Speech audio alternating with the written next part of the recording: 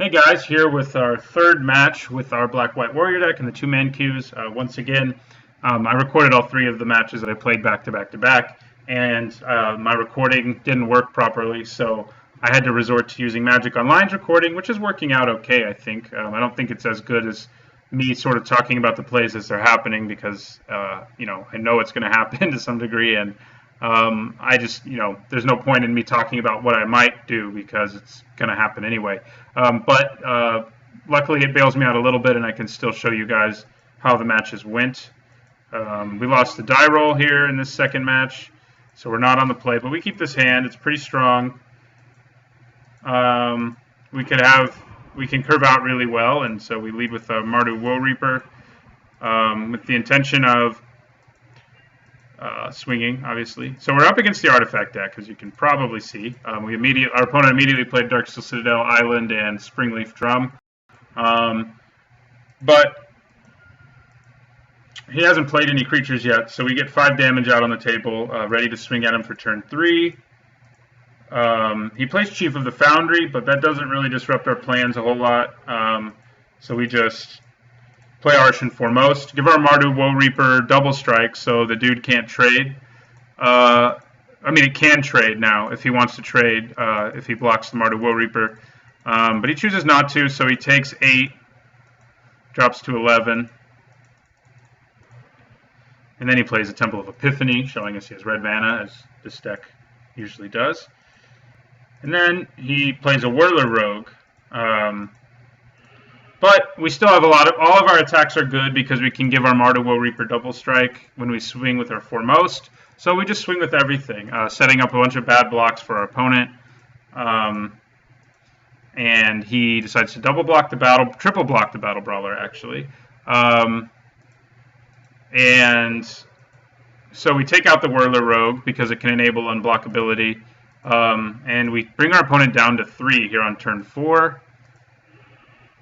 We play a Temple of Silence, see a Dragon Hunter, and let's see what I did with it because I don't remember. Put it on the bottom of our library. Then we play a Mardu Woe Reaper, gaining us 2 life and exiling 2 cards. So it brings us up to 21. And then we play a Bloodshin Rager so that we can force through lethal next turn. However, our opponent plays a Whirler Rogue, making it much harder to force through lethal, but still forcing him to have a lot of bad blocks, and he's not at the kind of life total he can be at to afford bad blocks. So we just swing with everybody. We give double strike to our Bloodshin Rager because we want him to survive the most, and he has to double block it. And if he double blocks it, he loses 2 cards at this point. Well, not 2 cards, but 2 tokens, 2 creatures.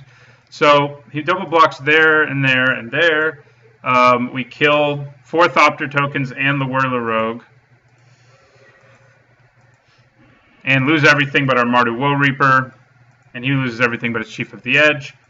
But we have Bloodshin Rager. Wait, I don't remember which I play. Do I play Bloodshin Rager? No, I play Bloodshin Fanatic. Gaining me 1 life. That means that our opponent's dead the next turn. If we just have mana and our opponent scoops. So we won game 1 against the blue-red artifact deck, and now we'll go on to game 2. Alright, so we're here for game 2. Some notes on sideboarding.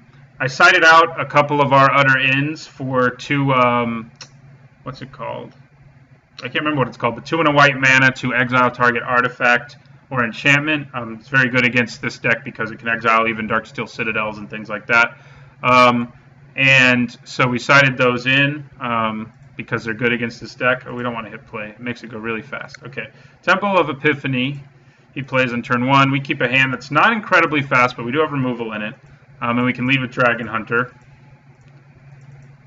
Our opponent immediately Ensoul artifacts his Ornithopter and bashes us for 5, meaning that best case scenario we take 10.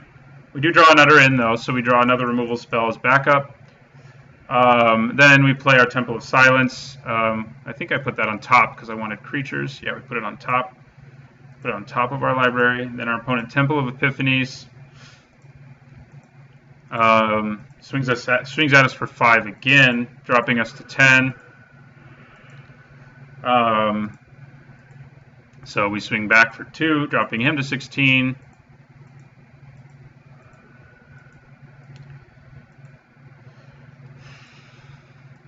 And then we play Banishing Light, getting rid of both his cards, the Ornithopter and the Ensoul artifact. Or do we? We don't exactly. He Shrapnel Blasts us for 5 in the face. So, and now he plays a Foundry, which is scary. But we draw a Fate Forgotten. That's the card I couldn't remember the name of. And we swing in for 2, keeping in mind that if he plays an Ensoul artifact, it has to be on his Darksteel Citadel, and it can't. As long as I play a blocker, I don't have to worry about it too much. So I play our Marty Woe Reaper to gain us a little life too, which is definitely relevant. Makes it so we can't die in a single turn to a Darksteel Citadel with Ensoul artifact. Then we play this guy, Bloodshin Fanatic, put a bunch of damage on the board, and our opponent plays Seismic Rupture, wiping our whole board, and then Magma sprays our dude, so we're completely without creatures, but his hand's empty, and our deck has 31 creatures in it, so of course we draw one. And we keep mana up for Fate Forgotten, and we cast Fate Forgotten here on his Darksteel Citadel, so he loses his Ensoul artifact and his Darksteel Citadel, also hurting him in the mana department with his Foundry. And now we can swing for 2. We drew another creature in the process, and so we play it. We play our Dragon Hunter. 4 damage on the board. Our opponent uses Ensoul artifact again, managed to top deck it 2 turns in a row, plays it on his Darksteel Citadel, swings at us, and then we use Utter End on it to exile the Ensoul artifact. He keeps his Citadel that time because we can't target it. Then we get lucky and top deck another Utter End so that we can defend ourselves from any other threats he might play, while our Bloodshin Rager makes it so that in most situations, he won't be able to block. And here, what's he play? He plays a Hangerback Walker. And I was torn here on whether I should deal with the Hangerback Walker or just swing back at him for 4 and then keep mana up for Utter End. But I decided it was just safer to do Utter End because if he had Shrapnel Blast, he could Shrapnel Blast us and get 2 Thopter tokens. And that was assuming I didn't draw a Fate Forgotten and I wanted to play a creature or something and not have the mana open. But we didn't. We drew Fate Forgotten, so it ended up being a moot point. So we just ended up drawing. He drew back-to-back-to-back gas, but we drew back-to-back-to-back removal. So we beat the blue-red Thopter artifact and Soul artifact deck. And so that went pretty well. That's a tier 1 deck that we managed to take down. So yeah, that was the 3rd match, so we won 2 of our 3 matches against the Tier 1 decks. So yeah, the Black-White Warrior deck is a lot of fun. I definitely recommend it for Friday Night Magic, and, you know, for fun on Magic Online, too, just because it's so cheap to build. So anyway, thanks for watching, and don't forget to like, comment, and subscribe.